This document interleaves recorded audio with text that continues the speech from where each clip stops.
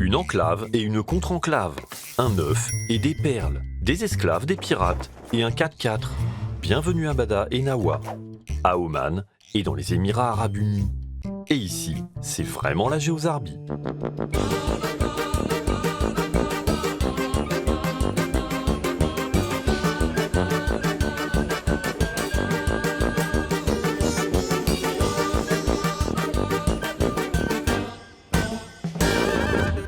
Un plan qui tombe à l'eau. Dans la péninsule arabique, il y a un œuf sur le plat. Oui, enfin, pas exactement. On vous explique. Nous sommes aux Émirats Arabes Unis. Et ici, on trouve un morceau du sultanat d'Oman voisin. Et dans ce morceau du sultanat d'Oman, on trouve un morceau des Émirats Arabes Unis. Bref, une enclave et une contre-enclave. Vous le voyez, l'œuf sur le plat ? L'enclave omanaise dans les Émirats Arabes Unis s'appelle Mada, du nom de la ville qu'on y trouve, et compte quelques 3200 habitants. Et la contre-enclave émirati s'appelle Nawa, comme le village qu'elle abrite. Quelques centaines de personnes y résident. Entre Nawa, Mada et les Émirats Arabes Unis, la circulation est totalement libre. Pas de douanier, seul le changement de revêtement, de plaque d'immatriculation et de réseau mobile vous informe que vous passez de l'un à l'autre. D'où vient cette frontière ? Il va nous falloir un petit cours d'histoire pour le savoir. Dès le Moyen-Âge, les Omanais règnent dans cette partie de l'Arabie. Mais au XVIe siècle, ils subissent l'influence des Portugais et au XVIIIe siècle, celle des Perses. En 1749, ces derniers ont été chassés. Et c'est le début de l'âge d'or du sultanat d'Oman, dont Mascate devient la capitale. Contrôlant des terres allant de l'actuel Pakistan jusqu'à l'île de Zanzibar, le sultanat d'Oman est en effet un véritable empire. Sa puissance militaire est dominante et il contrôle un commerce très lucratif d'épices et d'esclaves. L'île de Zanzibar est d'ailleurs le cœur de ce commerce. Au plus haut, 50 000 esclaves sont capturés en Afrique chaque année. Beaucoup travaillent alors dans les plantations de clous de girofle de l'île, où la mortalité est effrayante. Les autres sont vendus en Arabie ou en Asie. Mais à l'autre bout de l'empire, des pirates échappent au contrôle du sultan. À l'époque, en effet, une petite dizaine d'émirs comme ceux de Dubaï, Fujairah ou Abu Dhabi vivent en pillant les bateaux passant dans le golfe Persique. L'émir de Ras Al Khaimah est le plus puissant d'entre eux. Il est à la tête de centaines de navires et de milliers d'hommes. C'est d'ailleurs lui, à l'époque, qui possède le village de Mada. Riche en eau, ses cultures donnent en abondance dattes, citrons, mangues ou céréales. Dans cette région désertique, Mada est donc très précieuse. Mais pour faire face à ces émirs pirates, le sultan d'Oman signe en 1798 un traité d'amitié avec les Britanniques, qui aimeraient eux aussi se débarrasser de cette piraterie qui perturbe la route vers leur empire des Indes.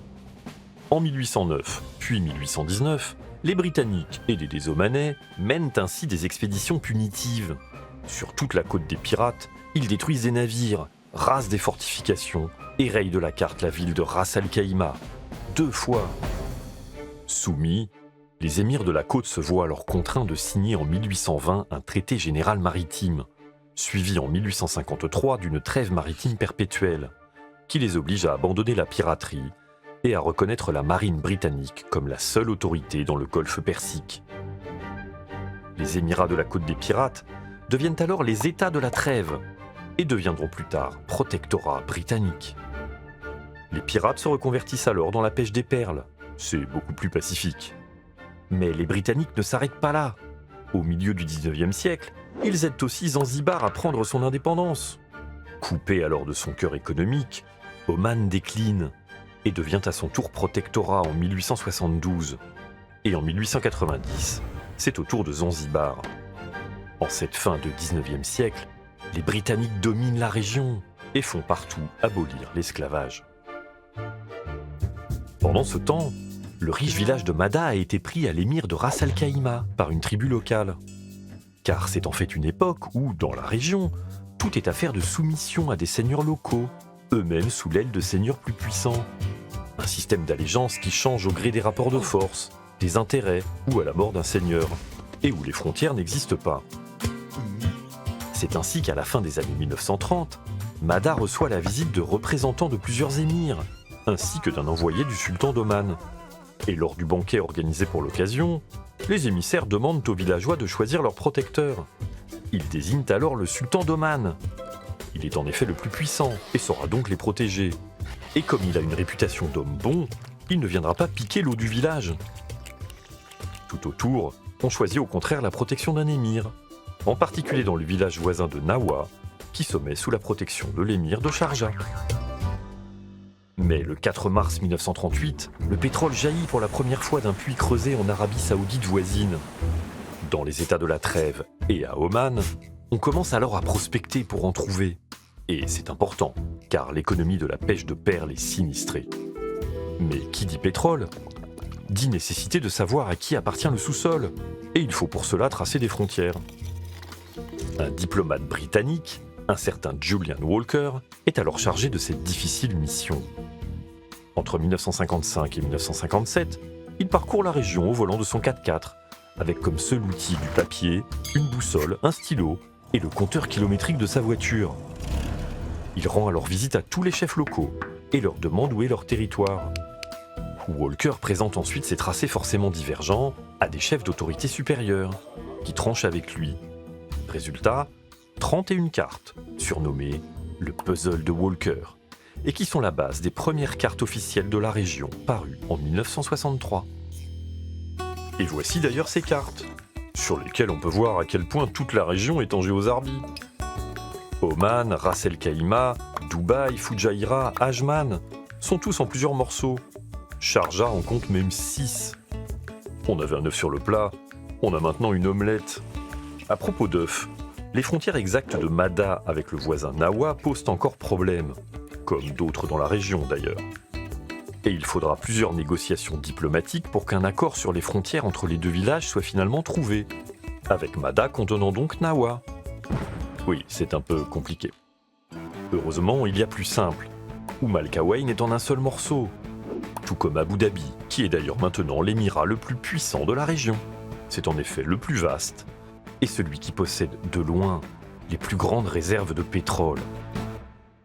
Mais si les Britanniques ont voulu des frontières, c'est aussi parce qu'ils ne veulent plus s'occuper de leur protectorat.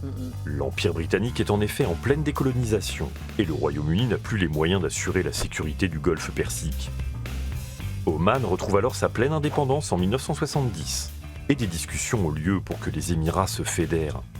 Julian Walker est d'ailleurs mandaté pour y participer.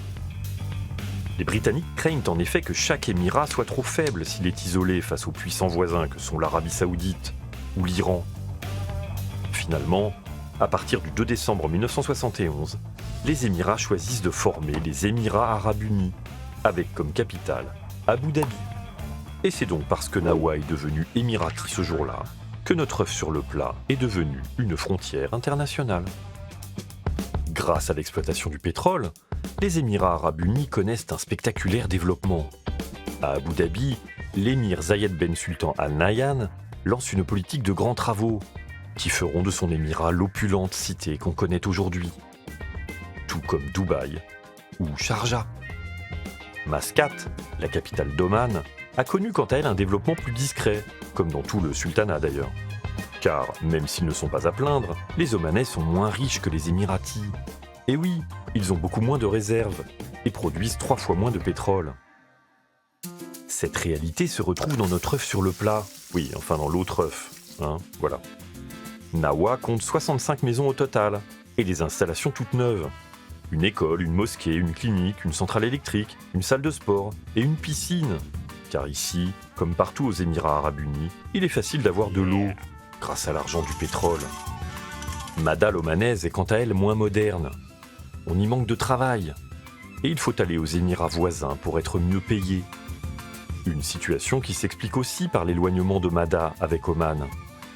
Et certains ici regrettent le choix fait par leurs ancêtres de s'être mis sous la tutelle du sultan, plutôt que sous la protection d'un émir. À Mada, une station-service est là pour vous rappeler que le pétrole est bien roi dans la région. Mais patience, car la ville est toujours riche de son eau. Et avec le changement climatique et la raréfaction des ressources, qui sait si l'eau ne redeviendra pas un jour plus précieuse que le pétrole ?